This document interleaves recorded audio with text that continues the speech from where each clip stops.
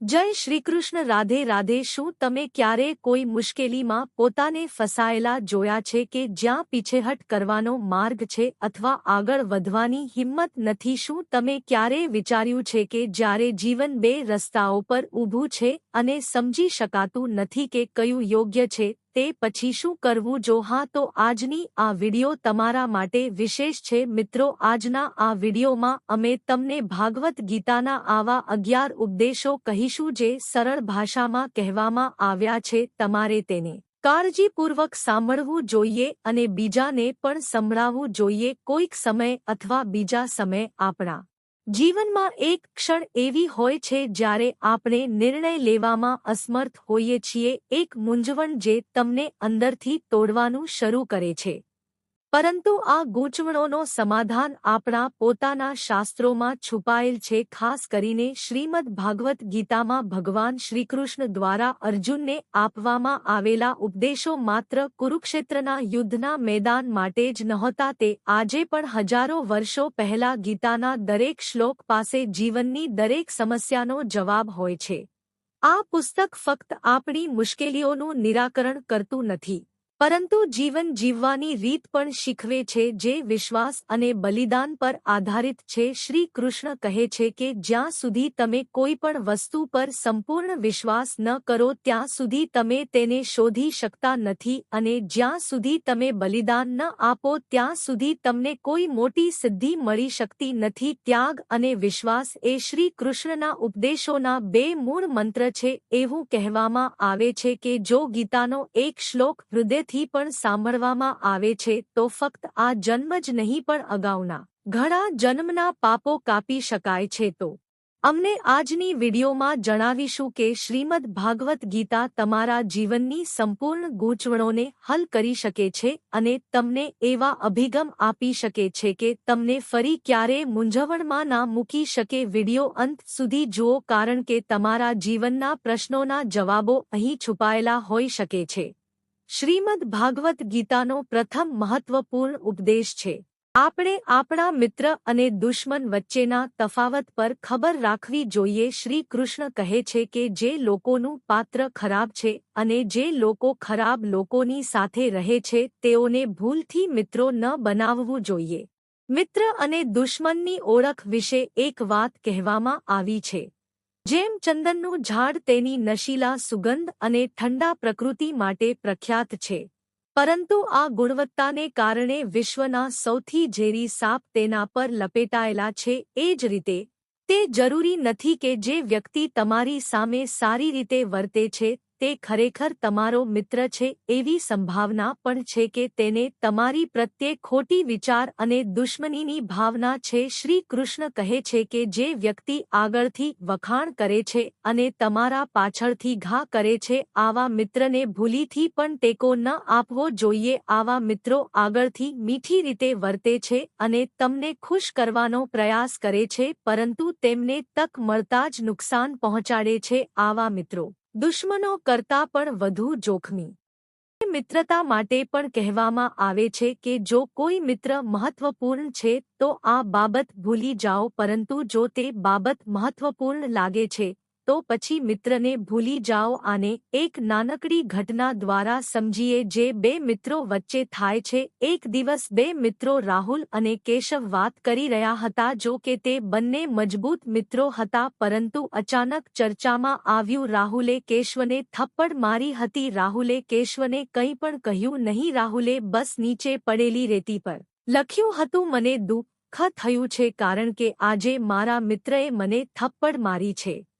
એ દિવસ પછી બંને મિત્રો ફરીથી મળ્યા. આ વખતે તેણે નદીમાં સ્નાન કરવા માટે એક કાર્યક્રમ બનાવ્યો. બીજે દિવસે સવારે બંને નદીમાં નહાવા પહોંચ્યા. તે સ્નાન કરતો હતો ત્યારે કેશવનો પગ લપસી ગયો અને તે ડૂબી જવાનું શરૂ કર્યું. જ્યારે રાહુલે તેને ડૂબતો જોયો ત્યારે તેણે ઝડપથી તેને બચાવવાનો પ્રયાસ શરૂ કર્યો અને તેને બચાવ્યા પછી કેશવે પથ્થર પર લખવાનું શરૂ કર્યું, આજે મારા શ્રેષ્ઠ મિત્રએ મને બચાવ્યો. રાહુલે પૂછ્યું કે મેં તને ક્યારે થપ્પડ માર્યો? તમે રેતી પર લખ્યું અને જ્યારે મેં તમને બચાવ્યો ત્યારે તમે પથ્થર પર લખ્યું કેમ? કેશવે આનો જવાબ આપ્યો, જ્યારે એવું લાગે છે કે કોઈ મિત્રએ ભૂલ કરી છે ત્યારે તેણે અમને કંઈક દુઃખ પહોંચાડ્યું છે અથવા આપણે કંઈક વિશે ખરાબ અનુભવ્યું છે તો પછી આપણે રેતી પર લખીએ તે સારું રહેશે કારણ કે તે હવા સાથે અદૃશ્ય થઈ જશે. પરંતુ જ્યારે તમારો મિત્ર તમારી સાથે કંઈક સારું કરે છે ત્યારે હંમેશા પથ્થર પર લખો જેથી તે હંમેશા યાદ કરી શકાય. મિત્રો, જ્યાં મિત્રતા હોય છે ત્યાં પ્રેમ છે. જો આપણે તે વસ્તુ આપણા હૃદય પર લઈએ તો પછી આપણે મિત્રતા અથવા કોઈપણ સંબંધ કેવી રીતે મેળવી શકીએ? મિત્ર પણ તમારી સામે લડી શકે છે અને તમારા માટે લડી શકે છે. એક તરફ તમે તેની ભૂલને અવગણો અને હંમેશા તેની ભલાઈને યાદ કરો. શ્રીમદ્ ભાગવત ગીતાનો બીજો મહત્વપૂર્ણ ઉપદેશ છે, વિશ્વના દરેક પ્રાણી સુખ અને શાંતિની ઈચ્છા રાખે છે, પરંતુ આપણા જીવનમાં દુઃખનું સૌથી મોટું કારણ આપણી પોતાની ઈચ્છાઓ છે. જો આપણી ઈચ્છા પૂરી થાય છે તો તરત જ બીજી ઈચ્છા જન્મ લે છે. ઈચ્છાઓનો કોઈ અંત નથી, તેથી અમારી પાસે અમારી ઈચ્છાઓ નિયંત્રિત હોવી જોઈએ. ભાગવદ ગીતામાં ભગવાન શ્રી કૃષ્ણ કહે છે કે જે વ્યક્તિ તેની બધી ભૌતિક ઈચ્છાઓનો ત્યાગ કરે છે અને અહંકાર વિના તેની ફરજો પૂરી કરે છે તેને શાંતિ મળે છે. ભગવાન શ્રીકૃષ્ણ કહે છે કે કોઈપણ પ્રકારની ઈચ્છાને મનમાં રાખીને વ્યક્તિ શાંતિ મેળવી શકશે નહીં. તેથી શાંતિ પ્રાપ્ત કરવા માટે સૌપ્રથમ માણસે તેના મનમાંથી ઈચ્છાઓને નાબૂદ કરવી પડશે. એકવાર સાધુ ગામમાં રહેતા હતા. તે હંમેશા પોતાનો સમય ભગવાનના સ્તોત્રો અને જાપમાં વિતાવતા હતા અને ખૂબ જ ખુશ અને સંતુષ્ટ હતા. એક દિવસ તે ગામની બહારના જંગલમાં તેની ઝૂંપડીમાં જઈ રહ્યા હતા. આ માર્ગ પર એક બજાર હતું. અહીંથી પસાર થતા સાધુની નજર દુકાન પર પડી. ત્યાં ઘણી વાનગીઓ હતી. વાનગીઓ જોઈને સાધુના મનમાં ખાવાનો વિચાર આવ્યો, પરંતુ તેમની પાસે પૈસા નહોતા. આવી સ્થિતિમાં તેમણે પોતાનું મન મારી નાખ્યું અને ઝૂંપડી તરફ ચાલ્યા. સાધુ તેમની ઝૂંપડી સુધી પહોંચ્યા, પરંતુ હજી પણ ખાવાનો વિચાર મનથી દૂર ગયો ન હતો. તેમણે આ વિશે વિચારવાનું ચાલુ રાખ્યું. તેમનો તમામ આનંદ અને સંતોષ ક્યાંક ખોવાઈ ગયો. તેમનું મન પણ એટલું વિચલિત થઈ ગયું હતું કે તે રાત્રે યોગ્ય રીતે સૂઈ શક્યા ન હતા. બીજે દિવસે સવારે તે જાગી ગયા અને ફરીથી તે વાનગી ખાવાનું વિચારવાનું શરૂ કર્યું. તેમણે વિચાર્યું કે જો તે ખાવા માંગે છે તો મને પૈસાની જરૂર છે. તેમણે વિચાર્યું કે સૂકા લાકડું વેચીને વાનગી ખરીદવા માટે પૈસા મળી શકે છે. આવી સ્થિતિમાં સાધુએ ભગવાનનું સ્તોત્ર છોડી દીધું અને સૂકી લાકડું એકત્રિત કરવાનું શરૂ કર્યું. લાકડા ઘણા એકત્રિત કર્યા પછી તેમને ખભા પર લઈ બજાર તરફ ચાલ્યા ગયા. લાકડા ખૂબ ભારે હતા, પરંતુ હજી પણ સાધુ આગળ વધ્યા. થોડા સમય ચાલ્યા પછી તેમના ખભાને પીડા થવાનું શરૂ થયું. આવી સ્થિતિમાં તેમણે થોડું અંતર ચાલ્યા પછી આરામ કર્યો. કોઈક રીતે લાકડાના ભારા સાથે બજારમાં પહોંચ્યા. ત્યાં તેમણે બધા લાકડા વેચ્યા. તે પૈસા સાથે દુકાન પર પહોંચ્યા અને તેમણે વાનગીઓ ખરીદી અને ઝૂંપડી તરફ ચાલ્યા ગયા. ઝૂંપડું ન્યાયી ઠેરવતા તેમના મનમાં વિચાર આવ્યો, આજે વાનગી ખાવાની ઈચ્છા રાખી તો મેં મારા ભગવાનના સ્તોત્રનો ત્યાગ કર્યો અને વાનગી ખરીદી. આવતીકાલે કંઈક બીજી ઈચ્છાઓ થશે, ક્યારેક નવા કપડાં અને ક્યારેક બીજું કંઈક. હું સાધુ વ્યક્તિ છું. આ રીતે હું ઈચ્છાઓનો ગુલામ કેવી રીતે બની શકું? તેમણે વિચાર્યું. તેમણે વાનગીઓનો ત્યાગ કરવાનો નિર્ણય કર્યો. રસ્તામાં પસાર થતા સાધુએ ગરીબ વ્યક્તિને આપી દીધું. તેથી જ આપણે આપણા જીવનમાં સંતોષ માટે યોગ્ય સ્થાન આપવું જોઈએ. તેમ છતાં આપણે આપણી બધી ઈચ્છાઓનો ત્યાગ કરી શકતા નથી, પરંતુ હજી પણ શક્ય હોય ત્યાં સુધી આપણે આપણી ઈચ્છાઓને મર્યાદિત કરવી જોઈએ અને નિરર્થક રીતે અસ્વસ્થ થવાને બદલે આપણી પાસે જે છે તેમાં સંતોષ રાખવા જોઈએ. શ્રીમદ્ ભાગવદ ગીતાની ત્રીજી મહત્વપૂર્ણ ઉપદેશ એ છે કે ક્રોધ અંતકરણનો નાશ કરે છે. જે વ્યક્તિને આ બાબતે ગુસ્સો આવે છે, સુખ અને શાંતિ તેના જીવનમાં ક્યારે આવી શકતી નથી. તેને છોડી દો અને દૂર જાઓ. તે દુખાવો અને અગવડતા સાથે તેના મનમાં રહે છે. તે ક્રોધથી પોતાને નુકસાન પહોંચાડે છે, તેમના સંબંધીઓના મનને પણ નુકસાન પહોંચાડે છે. એકવાર રાજા તેમના પુત્રની વર્તણૂક વિશે ખૂબ જ દુઃખ ખી હતા તેમનો પુત્ર ખૂબ ગુસ્સે હતો, વાત પર ગુસ્સે હતા તો તે જોતો નથી કે તેની સામે કોણ છે અને તે તેના મનમાં શું આવે છે તે કંઈ પણ કહેશે. રાજા સમજી શક્યા નહીં કે શું કરવું. તેણે તેમના પુત્રને મનાવવા માટે સખત પ્રયાસ કર્યો પણ તેની કોઈ અસર નહોતી. એક દિવસ રાજા તેને ગુરુદેવ પાસે લઈ ગયા. ગુરુદેવે રાજાની બધી વાતો સાંભળી અને કહ્યું કે તમને ચિંતા નથી, તેનો ગુસ્સો આવતા થોડા દિવસોમાં સંપૂર્ણપણે સમાપ્ત થશે. રાજા ગુરુ તરફ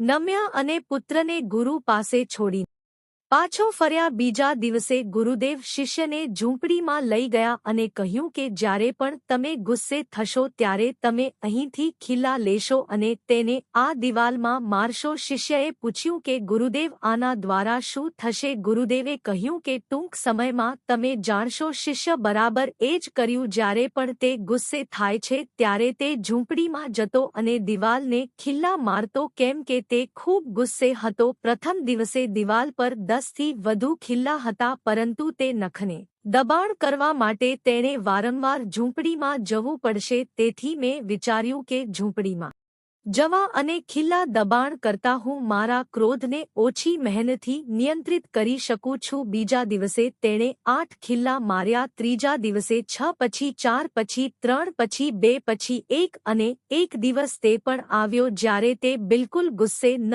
થયો અને દિવાલમાં એક પણ ખીલ્લા માર્યા ન હતા. તે ખૂબ ખુશ હતો. ખુશ ગુરુદેવ પાસે ગયો અને તેને કહ્યું કે આજે મેં તે દિવાલમાં એક પણ ખીલ્લા માર્યા નથી, કારણ કે મને એકવાર પણ ગુસ્સો નથી આવ્યો. ગુરુદેવ તેની પ્રશંસા કરી અને તેની સાથે ઝૂંપડીમાં ગયા અને દિવાલની સામે ઊભા રહ્યા. તેઓએ કહ્યું, તમારું શિક્ષણ પૂર્ણ નથી.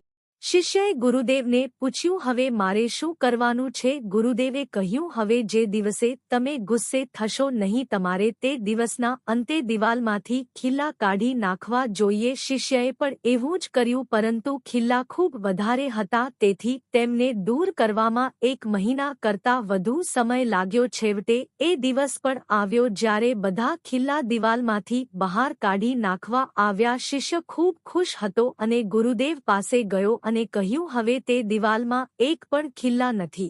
ગુરુદેવે રાજા અને રાણીને ત્યાં બોલાવ્યા અને શિષ્ય સાથે દિવાલની સામે ઊભો રહ્યા. તેમણે જોયું કે દિવાલ પર એક પણ ખીલ્લા નથી. ગુરુદેવે શિષ્યને પૂછ્યું, તમે દિવાલ પર કંઈ પણ જોશો? શિષ્યએ ના કહ્યું. ગુરુદેવ, મેં બધા ખીલ્લા કાઢી નાખ્યા છે, હવે ત્યાં કંઈ નથી. ગુરુદેવે કહ્યું, કાળજીપૂર્વક જુઓ, કદાચ કંઈક દેખાય છે. શિષ્યએ કાળજીપૂર્વક જોયું અને કહ્યું કે ગુરુદેવ, જે હું દિવાલમાં ખીલ્લા માર્યા અને હવે બહાર કાઢ્યા તો તેમના નિશાન હજી દિવાલ પર જોવા મળે છે. ગુરુદેવે કહ્યું કે જાણે તમે ખીલ્લા કાઢી નાખ્યા હોય પરંતુ તેમના નિશાન દિવાલ પર રહ્યા. તે જ રીતે જ્યારે તમે કોઈ પર ગુસ્સે થશો ત્યારે તમારા માતાપિતા અથવા કોઈ બીજાને તેમના હૃદય પર નુકસાન થાય છે, તેમને પીડા થાય છે અને ત્યાં એક નિશાન બની જાય છે. પછી ભલે તમે કેટલી પણ માફી માંગશો, તેનો કોઈ મતલબ રહેતો નથી. આ સાંભળીને શિષ્યને તેની ભૂલનો અફસોસ થયો અને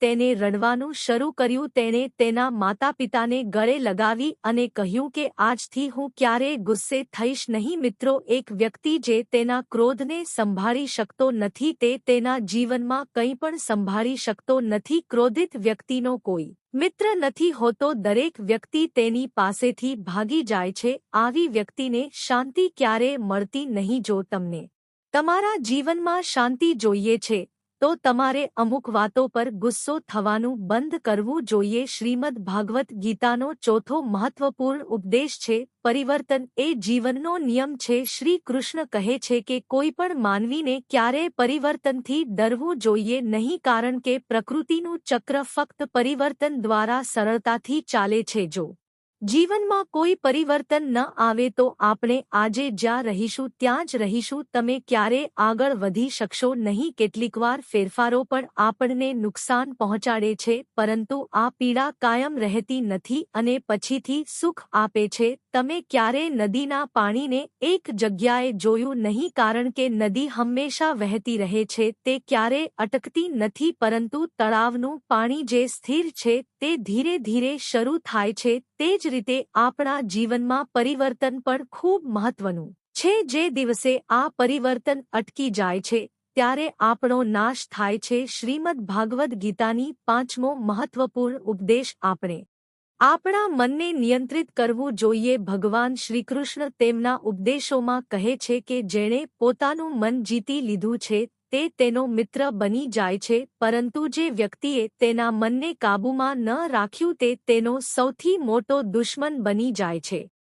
આપણું મન ચોક્કસપણે ચંચળ છે, પરંતુ તે આપણા હેઠળ છે। આ આપણી અનન્ય શક્તિ છે કે જો યોગ્ય રીતે ઉપયોગ કરવામાં આવે તો આપણે કોઈપણ અવરોધને પાર કરી શકીએ છીએ। તમારું મન, ખાસ કરીને તમારા વિચારો, તમારા જીવનમાં સકારાત્મકતા અથવા નકારાત્મકતા બનાવો તે તમારી શક્તિ પણ બની શકે છે, અને જો તે નિયંત્રણમાંથી બહાર નીકળી જાય છે તો પછી તમારા જીવનની સૌથી વિનાશક શક્તિ પણ બની શકે છે। તેથી જીવનને યોગ્ય દિશામાં લેવું જરૂરી છે કે આપણે આપણું મન પૂર્ણ નિયંત્રણમાં રાખીએ અને તેને તમારા અનુકૂળ કાર્ય કરવાની ટેવ બનાવો। ભાગવદ ગીતામાં ભગવાન શ્રીકૃષ્ણ કહે છે કે મન તેનો સ્વભાવ છે। આપણું મન વિચારે છે કે જો તે જુદી જુદી બાબતો પર વિચાર કરવાનું ચાલુ રાખે છે તો તે આપણને દરેક મુશ્કેલી અને કટોકટીથી બચાવે છે, પરંતુ આ મૂંઝવણ છે। હકીકતમાં આપણે ફક્ત વિચારવા અને ચિંતાજનક રાખવા માટે આપણા જીવનનો ખૂબ મોટો ભાગ બગાડીએ છીએ। એ જ પરિસ્થિતિ આપણા રમતિયાળ મનની છે। જીવનમાં જે પણ થાય છે આપણું મન તેનું પાલન કરવાનું શરૂ કરે છે। અહીં મારો અર્થ છે અસ્વસ્થ થવાની, ચિંતા કરવી। ઘણી વખત હજી સુધી કોઈ ખરાબ વસ્તુ નથી અને આપણું મન પહેલેથી જ તેની જ્વાળાઓ વધારવાનું શરૂ કરે છે। કેટલીકવાર એવું લાગે છે કે જાણે આપણા મનમાં ઘણા પ્રશ્નો અસ્વસ્થ થવા માટે જીવે છે। આપણી મોટાભાગની સમસ્યાઓ, પીડા અને દ્વિધાઓ એ વાર્તાઓ છે જે આપણા મનમાં રહી છે। ધ્યાનમાં રાખો કે તમારી સમસ્યા તમારા મનમાં માત્ર એક પરિસ્થિતિ છે। આમાંથી છુટકારો મેળવવા માટે તમારે જાતે શાંત મનથી કામ કરવું પડશે। જો તમે ઈચ્છો કે તમારું મન શાંત રહે તો ચાલો તેને વાર્તા દ્વારા સમજીએ। શેઠ પાસે ઘણી સંપત્તિ હતી, પરંતુ હજી પણ તેના મનમાં શાંતિ નહોતી।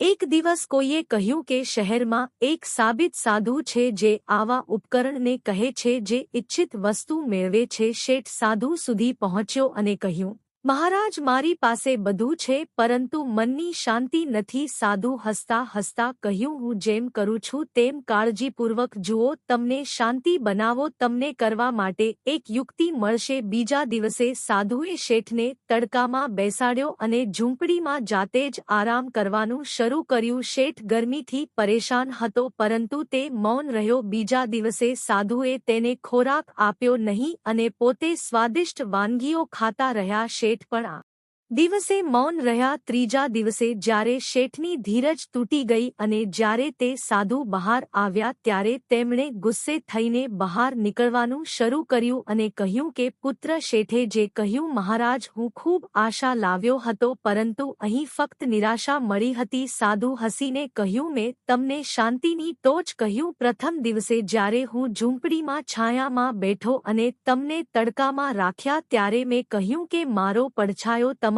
માટે કામ કરશે નહીં। બીજા દિવસે જ્યારે મેં તમને ભૂખ્યા રાખ્યા અને પછી તમને સમજાવ્યું કે તમે મારી કસોટી પર સંપૂર્ણ નહીં ઉતરશો, તે જ રીતે તમારી મહેનત, શિસ્ત અને પ્રયત્નો દ્વારા પણ શાંતિ પ્રાપ્ત થશે। હું તમારા મનને શાંત કરી શકતો નથી, ફક્ત તમે જ આ કાર્ય જાતે કરી શકો છો। આ સાંભળીને શેઠની આંખો ભરાઈ ગઈ। તે સાધુ તરફ નમ્યા અને તેમના ઘરે પાછા ફર્યા। મિત્રો, મનને શાંત કરવા માટે આપણે ગુસ્સો અને ખરાબ વિચારોને ટાળવો પડશે। જ્યાં સુધી આપણી અંદર ક્રોધ અને અશુભ વિચારોની અસર છે ત્યાં સુધી તેમાં પ્રેમ અને શાંતિનો પ્રવાહ ન હોઈ શકે। શ્રીમદ્ ભાગવત ગીતાની 6ઠ્ઠી મહત્વપૂર્ણ શિક્ષણ તમારા વિચારોને સકારાત્મક રાખવાનું છે। જો આપણે જીવનમાં સફળ થવું હોય તો આપણે આપણું મન અને વિચારોને સકારાત્મક અને સર્જનાત્મક બનાવવું પડશે। ભગવાન શ્રીકૃષ્ણ કહે છે કે જે વ્યક્તિ હંમેશા નકારાત્મકતાથી ઘેરાયેલી હોય છે તે તેની મુશ્કેલીઓ ક્યારેય સમાપ્ત કરતું નથી અને બીજી તરફ સકારાત્મક વિચારસરણીવાળી વ્યક્તિ દરેક સમસ્યાનું સમાધાન શોધે છે. એક વખતની વાત છે, એક ગામમાં એવો રાક્ષસ હતો કે બધા ગામલોકો તેના ડરથી કંપતા હતા. એક દિવસ એક 17 વર્ષનો બાળક જે ઘેટાને ચરાવતો હતો તે તેના ભાઈઓને મળવા ત્યાં આવ્યો. જ્યારે તેને રાક્ષસ વિશે કહેવામાં આવ્યું ત્યારે તેણે પૂછ્યું કે તમે આ રાક્ષસ સામે કેમ લડતા નથી? તમે રાક્ષસ જોયો છે, તે ખૂબ વિશાળ છે, તેને મારી શકાય નહીં. બાળકે હસતા હસતા કહ્યું, એવું નથી કે તે મોટો છે તેથી મારી શકાતો નથી. વાસ્તવિક વસ્તુ એ છે કે તે એટલો મોટી છે કે તેના દ્વારા કોઈ લક્ષ્ય ચૂકી ન શકે. રાક્ષસ ત્યાં હતો પણ વિચારવાની રીત જુદી હતી. જ્યારે આપણે કોઈ મુશ્કેલીનો સામનો કરીએ છીએ ત્યારે તે જ પરિસ્થિતિ આપણને પણ પરાજિત કરી શકે છે જો આપણે નકારાત્મક વિચારસરણીમાં ફેરવીએ અથવા આપણે આપણા મનને નિયંત્રણમાં રાખીને તેને સકારાત્મક અર્થમાં જીતી શકીએ. જીવનમાં સફળતા અથવા નિષ્ફળતા આપણી પાસે કઈ સમસ્યા છે તેના પર નિર્ભર નથી, પરંતુ તે સમસ્યા વિશે આપણે કેવી રીતે વિચારીએ છીએ અને આપણે તેની સાથે કેવી રીતે સંઘર્ષ કરીએ છીએ તેના પર નિર્ભર છે. શ્રીમદ્ ભાગવત ગીતાના ફળની ચિંતા કરશો નહીં, સારા કર્મો અને સારા કાર્યો કરો, ફળની ચિંતા કરશો નહીં. શ્રી કૃષ્ણ કહે છે કે ફળની ચિંતા કરવી તે આપણા હાથમાં નથી, કારણ કે આપણે ફક્ત પ્રયાસ કરી શકીએ છીએ, પરિણામ ભગવાનના હાથમાં છે. જ્યારે આપણે ફળની આશામાં કર્મ કરીએ છીએ ત્યારે આપણું ભાગ્ય ડૂબવાનું શરૂ કરે છે અને આપણી ફરજ પાછળ રહી જાય છે. પરંતુ જ્યારે આપણે મૂર્ખ રીતે કર્મ કરીએ છીએ તેથી માત્ર આપણું મન શુદ્ધ નથી પણ ફળ પણ અંધારી રીતે શ્રેષ્ઠ છે. પ્રેરક વાર્તા દ્વારા આને સમજો. ત્યાં એક રાજા હતો જે હંમેશા તેના વિષયોના સારા કામ માટે તૈયાર હતો. એક દિવસ મુસાફરી કરતી વખતે તેનું કુર્તાનું બટન તૂટી ગયું. રાજાએ તેમના પ્રધાનને સારા દરજી બોલાવવા અને બટન સીવવા કહ્યું. મંત્રીએ તરત જ દરજીને બોલાવ્યો. દરજીએ સ્વયંભૂ બટનને ટાંકો આપ્યો. જ્યારે રાજાએ તેને મહેનતાણું આપવા કહ્યું ત્યારે દરજીએ કહ્યું, મહારાજ, તે ખૂબ નાનું કાર્ય હતું, હું આ માટે પૈસા લઈ શકતો નથી. જો રાજાએ હજી પણ આગ્રહ કરવાનું શરૂ કર્યું તો દરજીએ વિચારવાનું શરૂ કર્યું. ચાલો હું છેવટે તેણે કહ્યું, મહારાજ, તમે જે ઈચ્છો તે આપો. રાજા તેની નમ્રતા અને સેવાથી ખૂબ પ્રભાવિત થયો અને તેને ભેટ તરીકે 2 આખા ગામો આપ્યા. દરજી સ્તબ્ધ થઈ ગયો. જ્યાં તે 2 રૂપિયા માંગવા જઈ રહ્યો હતો ત્યાં 2 ગામો મળી આવ્યા. આ તે જ ક્ષણ હતી જ્યારે તે સમજી ગયો કે ભગવાન આપણને ફળ આપે છે પરંતુ આપણા ભાગ્ય અને કર્મ અનુસાર. તેથી જ શ્રી કૃષ્ણ કહે છે કે કર્મ કરીને ફળની ઈચ્છા ન કરો. ભગવાન પોતે તે લોકો માટે ફળ નક્કી કરે છે જેઓ સાચા મનથી કર્મ કરે છે અને જ્યારે ભગવાન આપે છે ત્યારે તે કલ્પનાથી વધારે જ આપે છે. શ્રીમદ્ ભાગવત ગીતાનો 8મો ઉપદેશ છે, તમારા ધ્યેયને ક્યારેય ભૂલશો નહીં. અમારા લક્ષ્યો જીવનની દિશા અને ઊંડાઈ બંનેને નિર્ધારિત કરે છે. ભગવાન શ્રીકૃષ્ણ કહે છે કે ધ્યેય નક્કી કરતા પહેલા કૃપા કરીને તમારી જાતને 3 પ્રશ્નો પૂછો. તમે આ કામ કેમ કરવા માંગો છો? બીજું, પરિણામ શું હશે? ત્રીજું, તમે આમાં સફળ થઈ શકો છો? જો આ પ્રશ્નોના જવાબો તો પછી તમે તે ધ્યેય તરફ આગળ વધો. ધ્યેય પ્રાપ્ત કરવા માટે કરવામાં આવેલા પ્રયત્નોમાં વધારો ગુપ્ત હોવો જોઈએ, પરંતુ ઠરાવ મજબૂત છે. મુશ્કેલીઓ આવશે પરંતુ તમારે તેને જોઈને અટકી જવાની જરૂર નથી. જ્યાં સુધી મનમાં ધૈર્ય છે અને આંખોમાં ધ્યેય છે ત્યાં સુધી કોઈ તમારો રસ્તો રોકી શકશે નહીં. જ ગૌરવપૂર્ણ વાર્તા સાથે આને સમજો. એક ગધેડો હતો. લોકો મૃત્યુ પછી પણ તેને યાદ કરે છે પરંતુ તે તેના માસ્ટરની કઠિનતા અને વ્યવસાયિક સ્વાર્થને આધીન હતો. તેના માલિકે રાત દિવસ સખત મહેનત કરી પરંતુ તેના ગધેડા પર વધુ પડતો ભાર મૂકીને ગધેડો ડરને કારણે તેની ઈચ્છા દબાવતો રહ્યો, કારણ કે તેને ડર હતો કે જો માલિક ચાલ્યો જાય તો તેને ખોરાક નહીં મળે. તે સ્વામીના લક્ષ્યને પૂર્ણ કરવામાં રોકાયો હતો. જ્યારે ગધેડો વૃદ્ધ થઈ ગયો ત્યારે સ્વામીએ તેને જંગલમાં છોડી દીધો. મૃત્યુ પહેલા ગધેડાએ તેનું જીવન યાદ કર્યું અને તેના હૃદયને અફસોસ કર્યો। હું ઈચ્છું છું કે મેં મારા સ્વપ્ન માટે એકવાર પણ પ્રયત્ન કર્યો હોત તો કદાચ મારી પાસે કંઈક બીજું હોત। ઘણા લોકો હજી પણ આ ગધેડા જેવા જીવે છે। બીજાના લક્ષ્યોને પૂર્ણ કરતી વખતે તેમના સપનાને ભૂલીને તેઓ માને છે કે જીવન ફક્ત એક ભાર છે જે સહન કરવું પડે છે। પરંતુ સત્ય એ છે કે જ્યાં સુધી આપણે આપણા લક્ષ્યોને ઓળખીશું ત્યાં સુધી આપણી યાત્રા પૂર્ણ થઈ જાય। આગળ સુધી પહોંચવું મુશ્કેલ હોઈ શકે છે પરંતુ તે ચોક્કસ હશે કે અંતે તેનો પસ્તાવો કરશે નહીં। મેં પ્રયત્ન કર્યો નહીં। ભગવાન પણ શ્રીમદ ભાગવત ગીતાના 9મા મહત્વપૂર્ણ ઉપદેશનું જે પોતે પોતાનું રક્ષણ કરતું નથી। ગીતામાં શ્રી કૃષ્ણ અર્જુને કહ્યું, હે અર્જુન, તમે દરેક સમયગાળામાં મને યાદ રાખશો અને લડતા રહો। આ સાંભળીને અર્જુને ભગવાનને પૂછ્યું, આ યુદ્ધ થોડા દિવસોમાં સમાપ્ત થશે પરંતુ તમે કહી રહ્યા છો કે જો હું હંમેશા લડતો રહીશ તો તેનો અર્થ શું છે? શ્રી કૃષ્ણ હસીને કહ્યું, ઓ પાર્થ, આખું જીવન એક મહાન યુદ્ધ છે। સુખ અને દુઃખ અહીં આવવાનું ચાલુ રાખશે। તમારે તેમનો સામનો કરવો પડશે। ભગવાને તમને ક્યારેય કહ્યું નહીં કે તમે મૌન બેસો, હું તમારા માટે લડીશ। આ ગીતાનું આશ્ચર્યજનક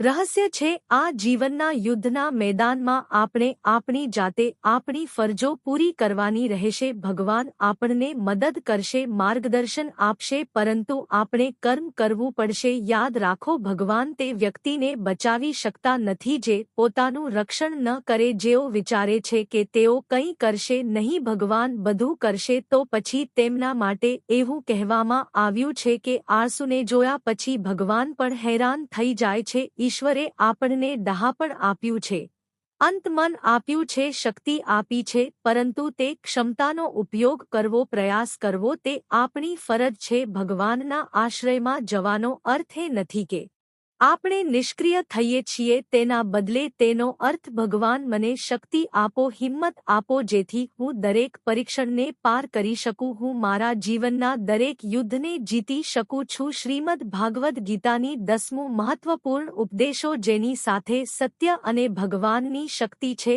તેને કોઈ પણ તેની જીત રોકી શકે નહીં। મહાભારતના યુદ્ધ દરમિયાન ધૃતિદ્રા ફરી અને ફરીથી સંજયને પૂછતા રહ્યા, સંજયને કહો કે યુદ્ધમાં કોણ જીતી રહ્યું છે? તેમનું માનવું હતું કે ભીષ્મ, પિતામહ, ગુરુદ્રોણા અને કર્ણ તેમની તરફેણમાં છે, તેથી વિજય પણ તેની બાજુમાં હોવો જોઈએ। પરંતુ સંજયે ગીતાના અંતમાં સ્પષ્ટ કહ્યું, જ્યાં યોગેશ્વર શ્રી કૃષ્ણ છે, અર્જુન જેવી ચોક્કસપણે સમૃદ્ધિ, વિજય, સમૃદ્ધિ અને નીતિ છે। આ મારો મક્કમ અભિપ્રાય છે। જો ભગવાન સત્ય સાથે ઊભા છે તો પછી આખી દુનિયા કેમ સામે ઊભી રહેવી જોઈએ? વિજય આખરે સત્યની થશે, ફક્ત તમારી શ્રદ્ધા અતૂટ હોવી જોઈએ। પ્રેરણાદાયી વાર્તા દ્વારા આને સમજો। ઋષિકેશમાં એક સંત ગંગાના કાંઠે રહેતો હતા। તે જન્મથી આંધળા હતા પરંતુ દરરોજ પર્વતોની મુલાકાત લેતા હતા। તેમનો નિયમ હરિને યાદ કરતી વખતે પર્વતોની ઊંચાઈને માપવાનો હતો। એક દિવસ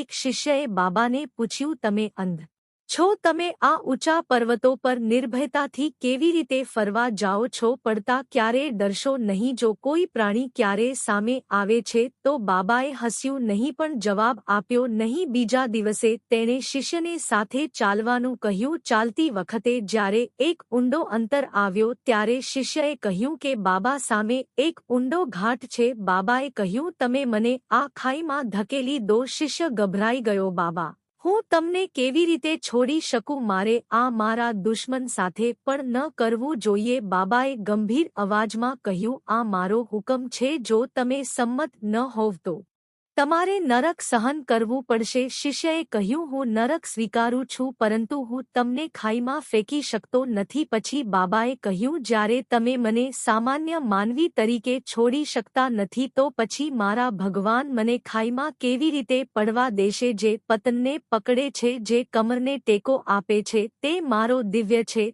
તે તેના ભક્તને ક્યારેય અન્યાય કરતો નથી। શિષ્યની આંખોમાંથી આંસુ વહી ગયા। તે ગુરુના પગ પર નમ્યો અને તે અમૂલ્ય શિક્ષણ બદલ તેમનો આભાર માન્યો। પ્રિય મિત્રો, જીવનમાં સંઘર્ષ થશે, માર્ગ મુશ્કેલ બનશે, પરંતુ જો તમારી પાસે ભગવાન સાથે છે તો ત્યાં કોઈ અવરોધ નથી જે તમને રોકી શકે। જો આજે દુઃખ, દુઃખ છે, જો કોઈ સંકટ છે, તો તે ભગવાનની યોજનાનો એક ભાગ છે. પ્રકાશ અંધકાર પછી આવે છે. ફક્ત એક જ વસ્તુ યાદ રાખો, તમારા પ્રયત્નો કરતા રહો, કર્મ કરતા રહો અને ભગવાનમાં અવિરત વિશ્વાસ જાળવો. વિજય, સમૃદ્ધિ અને નીતિ હંમેશા તે બાજુ પર હોય છે જ્યાં ભગવાન છે. શ્રીમદ્ ભાગવત ગીતા પાસે ગીતાની મહત્વપૂર્ણ ઉપદેશો છે. સંઘર્ષ અને કર્મથી ડરશો નહીં. જીવનમાં કંઈ પણ પ્રાપ્ત કરવા માટે ધ્યેય, સફળતા અથવા આધ્યાત્મિક સંતુલન કરવું ફરજિયાત છે. કર્મ વિના, સંઘર્ષ વિના જીવન અટકે છે. સત્ય એ છે કે તમે જીવનની મુશ્કેલીઓ સાથે લડતાની સાથે જ નસીબ બનાવવામાં આવે છે. ભગવાન શ્રી કૃષ્ણએ અર્જુને કહ્યું, હે અર્જુન, તમારા નિર્ધારિત કાર્યો કરો, કારણ કે નિષ્ક્રિયતા કરતાં કર્મ કરવું વધુ સારું છે. જો તમે કામ ન કરો તો તમારા શરીરને પોષવામાં આવશે નહીં. એટલે કે જીવનના સંચાલન માટે કર્મ પણ ફરજિયાત છે. એક સમય પર એક ગુરુ તેના શિષ્યોને પતંગિયાના જીવનચક્ર વિશે શીખવતો હતો. તેમણે પાંજરું લાવ્યા અને તેને શિષ્યોની સામે મૂક્યું અને કહ્યું કે આ પાંજરું છે. ટૂંકા સમયમાં તે પાંજરામાંથી બહાર આવવાનો પ્રયત્ન કરશે, પરંતુ કાળજી લો કે કોઈ તેને મદદ કરશે નહીં. આ કહીને ગુરુજી ત્યાંથી નીકળી ગયા. શિષ્ય પાંજરા તરફ જોતો રહ્યો. કેટલાક સમયમાં પતંગિયા એ બહાર નીકળવાનો પ્રયાસ શરૂ કર્યો. તેણે સંઘર્ષ ચાલુ રાખ્યો. તે ફરીથી અને ફરીથી પ્રયાસ કરતો રહ્યો. એક શિષ્ય તેની પીડા જોઈને દયા કરે છે. તેણે પાંજરું તોડી નાખ્યું. ગુરુની ચેતવણીની અવગણના કરી, જેના કારણે પતંગિયું બહાર આવી ગયું, પરંતુ ટૂંક સમયમાં તેણે જીવન છોડી દીધું. જ્યારે ગુરુજી પાછા ફર્યા અને તેમને આ વસ્તુ મળી, ત્યારે તેમણે એક ઊંડો શ્વાસ લીધો અને પતંગિયાને પાંજરામાંથી બહાર કાઢવાનું કહ્યું. સંઘર્ષ કરવો પડશે. આ સંઘર્ષ તેની પાંખોમાં શક્તિ અને જીવનનો સંપર્ક કરે છે. તમે તેને મદદ કરી અને તેનો સંઘર્ષ અને તેનું જીવન તેની સાથે છીનવી લીધું. આ સાચું છે. આ પ્રકૃતિનો નિયમ છે. સંઘર્ષ વિના કોઈ બનાવટ પૂર્ણ નથી. આપણું જીવન પણ આના જેવું છે. દરેક મુશ્કેલી, દરેક પડકાર એ એક પાંજરું છે જે આપણને અંદરથી મજબૂત બનાવે છે. આપણે આત્મવિશ્વાસ આપે છે. સંઘર્ષ આપણને ઉડવાની ક્ષમતા આપે છે. દરેક જીવને જીવવા માટે અને તેના પેટને ભરવા માટે સખત મહેનત કરવી પડે છે. આ સર્જનમાં એક પણ પ્રાણી નથી જે કર્મ વિના જીવી શકે. તેથી સંઘર્ષથી ડરશો નહીં, ઉપદ્રવ સાથે ગભરાશો નહીં. તમારા નસીબને તમારા હાથમાં રાખો, કારણ કે કર્મ જીવનની સૌથી મોટી પ્રથા છે. મિત્રો, મને વિશ્વાસ છે કે તમે આ વિડીયોમાંથી ઘણું શીખ્યા હશો. જો તમને આ વિડીયો ગમ્યો હોય તો તમારા પરિવારના સભ્યો સાથે શેર કરો. ટિપ્પણીમાં જય શ્રી કૃષ્ણ, રાધે રાધે લખવાનું ભૂલશો નહીં. અને આવા વિડીયો જોવા માટે અમારી ચેનલને લાઇક કરી સબસ્ક્રાઇબ કરો અને બેલ બટન દબાવો. અંત સુધી મને સાંભળવા બદલ ખૂબ ખૂબ આભાર. જય શ્રી કૃષ્ણ, રાધે રાધે.